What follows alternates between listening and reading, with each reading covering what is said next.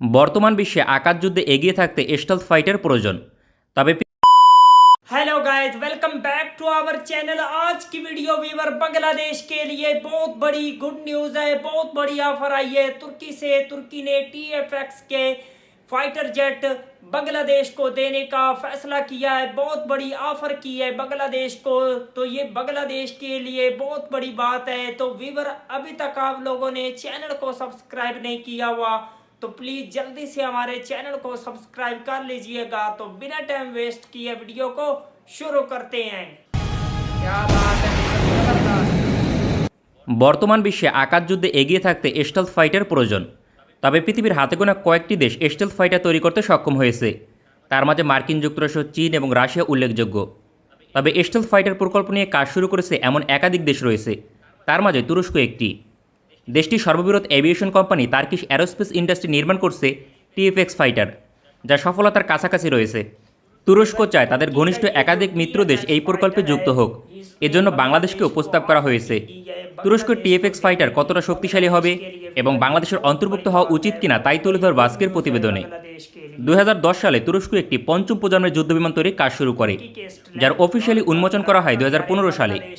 দেশটির আধুনিক ফাইটার তৈরির কোনো অভিজ্ঞতা না থাকায় ব্রিটেনের সঙ্গে চুক্তি স্বাক্ষর করে।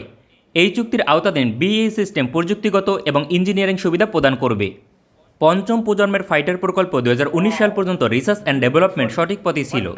হঠাৎ করে ইউরোপীয় নিষেধাজ্ঞা আরোপ হলে প্রকল্পটি বড় ধরনের সমস্যার সম্মুখীন হয়, কারণ ফ্রান্স, জার্মানি, ব্রিটেন এবং ইটালির মতো দেশ নিজেদের গুটিয়ে নেয়। কিন্তু তুরস্কের পক্ষে এককভাবে পঞ্চম প্রজন্মের ফাইটার তৈরি করা প্রায় অসম্ভব। এজন্য ইঞ্জিন, সফটওয়্যার এবং অ্যাভিওনিক্স সিস্টেমের জন্য বিকল্প সন্ধান করে দেশটি। মার্কিন যুক্তরাষ্ট্রের নিষেধাজ্ঞার কারণে চীন এবং রাশিয়ার সঙ্গে আলোচনা হলেও শেষ পর্যন্ত চুক্তি স্বাক্ষর করতে পারেনি। 2020 সালে ব্রিটেন ইউরোপীয় ইউনিয়ন থেকে বেরিয়ে যায়, ফলে পুনরায় কার্যক্রম শুরু হয়। তখন সমস্যা ছিল শুধুমাত্র ইঞ্জিন নিয়ে। পঞ্চম প্রজন্মের যুদ্ধবিমানের জন্য ইঞ্জিন খুবই গুরুত্বপূর্ণ। 2022 সালে ব্রিটিশ কোম্পানি রোলস রয়েস পুনরায় চুক্তিতে ফিরেছে। এখন TFX ফাইটার প্রকল্পের সফলতা শতভাগ নিশ্চিত এবং সময়ের অপেক্ষা মাত্র। যুদ্ধবিমানের স্পেসিফিকেশন সম্পর্কে গুরুত্বপূর্ণ তথ্য। যুদ্ধবিমানটি উড্ডয়নের জন্য একজন পাইলটের প্রয়োজন হবে। বিমানটি লম্বায় 21 মিটার এবং উচ্চতায় 6 মিটার, অর্থাৎ একটি হেভিওয়েট ক্যাটাগরির ফাইটার। ইঞ্জিন সমস্যার সমাধানের জন্য রোলস রয়েস একটি ইঞ্জিন তৈরি করে দেবে, যার লাইসেন্স নিয়ে তুরস্ক নিজেই তৈরি করবে।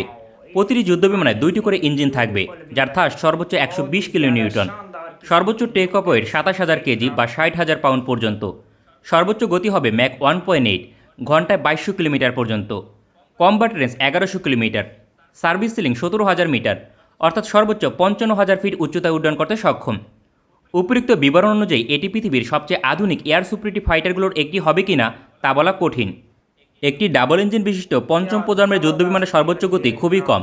ন্যূনতম একটি এয়ার সুপারিটি ফাইটারের জন্য ম্যাক 2 গতি হওয়া বাঞ্ছনীয়। তবে তুরস্কের পরিকল্পনা ভিন্ন। দেশটি TFXকে মাল্টিরোল কমব্যাট এয়ারক্রাফট হিসেবে তৈরি করতে চায়, যে কারণে সর্বোচ্চ গতি ম্যাক 1.8 পর্যন্ত। অস্ত্র বহনের দিক থেকে পৃথিবীর সবচেয়ে বৈচিত্র্যময় যুদ্ধবিমানগুলোর একটি হতো তুরস্কের TFX ফাইটার, কারণ ইউরোপীয় মিসাইল নির্মাণকারী প্রতিষ্ঠান MBDA এর সঙ্গে চুক্তি স্বাক্ষর হয়েছিল। তবে প্রতিষ্ঠানটির সঙ্গে নিষেধাজ্ঞার পর চুক্তিটি বাতিল হয়েছে। পঞ্চম প্রজন্মের ফাইটারের জন্য সবচেয়ে গুরুত্বপূর্ণ এয়ার টু এয়ার মিসাইল।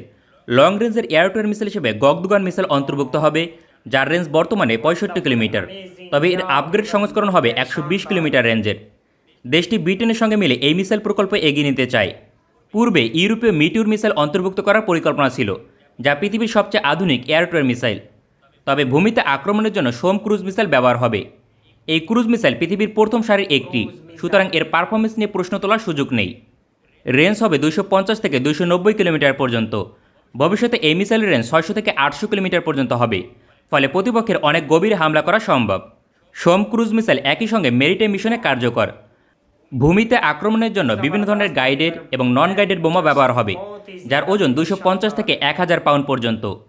যার বেশিরভাগ বোমা যুদ্ধক্ষেত্রে পরীক্ষিত এবং সবগুলোই তুরস্ক তৈরি করে। যুদ্ধবিমানের রাডার হিসেবে ব্যবহার হবে অ্যাসেলসান কোম্পানির অ্যাক্টিভ রাডার, যার রেঞ্জ সর্বোচ্চ 250 কিলোমিটার পর্যন্ত। এটি হবে মাল্টি মিশন রাডার সিস্টেম, ফলে আকাশ থেকে আকাশে, আকাশ থেকে ভূমিতে এবং আকাশ থেকে সমুদ্রের টার্গেটকে শনাক্ত করতে সক্ষম হবে। সামগ্রিকভাবে বিবেচনা করলে বেশিরভাগ সমস্যার সমাধান করে সফলতার কাছাকাছি রয়েছে তুরস্কের TFX ফাইটার প্রকল্প। 2025 সালে প্রথম ফ্লাই করবে এবং 2028 সালের মাঝে অন্তর্ভুক্ত হবে। বিভিন্ন সমস্যা কাটিয়ে 2030 সালের মাঝে সার্ভিসে আসবে বলে আশা করা যায়। ইতিমধ্যে পাকিস্তান বিমান বাহিনী তুরস্কের এই প্রকল্পে যুক্ত হয়েছে। পরবর্তীতে আজারবাইজান, মালয়েশিয়া সহ একাধিক দেশ অন্তর্ভুক্ত হতে পারে। তবে বাংলাদেশকে প্রস্তাব করা হলেও বাংলাদেশের অবস্থান থেকে যুক্ত হওয়া প্রায় অসম্ভব। বাংলাদেশ বিমান বাহিনীর সর্বোচ্চ 100টি क्या बात है वीवर, जबरदस्त, क्या शानदार किस्म का एयरक्राफ्ट था ये तुर्की का TFX, जो अब बांग्लादेश की आर्मी को मिलेगा। सोचो बांग्लादेश की आर्मी कितनी ज़्यादा स्ट्रॉन्ग होगी, बांग्लादेश की एयरफोर्स कितनी ज़्यादा वीवर स्ट्रॉन्ग होगी इस एयरक्राफ्ट के आने से।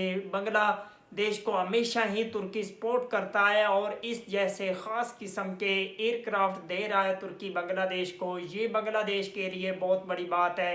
TFX प्रोग्राम में ऑफर हुई है बांग्लादेश को, तो बांग्लादेश को इस जैसे काफ़ी सारे एयरक्राफ्ट मिलने जा रहे हैं, तो ये बांग्लादेश के लिए बहुत बड़ी बात है। बांग्लादेश को पेश किए गई है वीवर। बांग्लादेश का साथ हमेशा ही तुर्की ने बहुत ज़बरदस्त तरीके से दिया है, तो ये दोनों कंट्री के लिए वीवर बहुत बड़ी बात है। इस तरह से आपस में एक दूसरे को सपोर्ट किया जा रहा है वीवर। तो ये बहुत ही ज़्यादा नॉलेजेबल वीडियो थी वीवर। तो अगर आप लोगों को वीवर इस तरह की मज़ीद इंटरेस्टिंग और इन्फॉर्मेटिव वीडियो देखनी है तो प्लीज़ जल्दी से हमारे चैनल को सब्सक्राइब कर लीजिएगा। मिलते हैं आपसे नेक्स्ट वीडियो में इंशाल्लाह, तब तक के लिए अल्लाह हाफिज़।